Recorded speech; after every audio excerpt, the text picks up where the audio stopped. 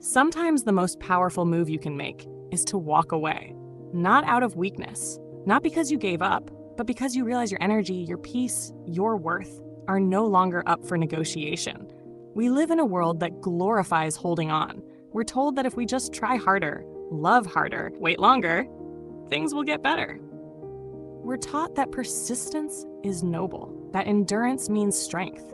But here's what no one tells you.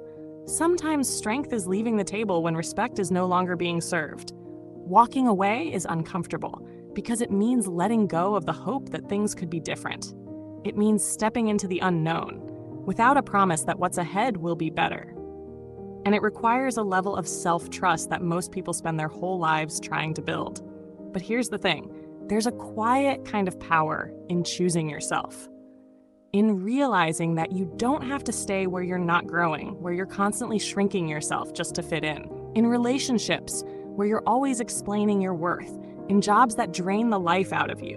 In friendships, where loyalty is one-sided. You get to choose peace over chaos. You get to choose closure, even if the other person never gives it to you. That's the power of walking away.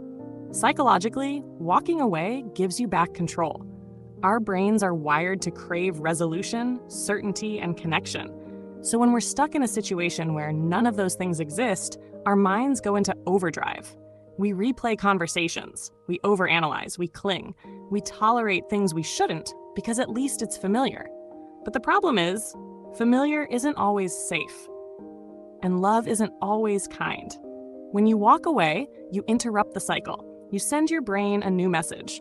I am no longer available for pain that disguises itself as comfort. There's also something deeply spiritual about walking away.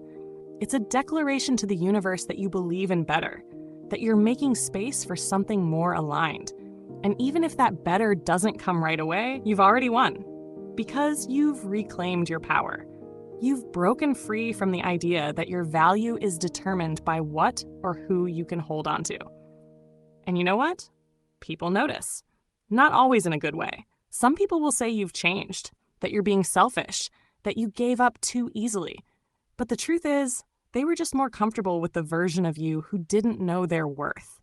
Walking away doesn't mean you didn't care. It doesn't mean you didn't try.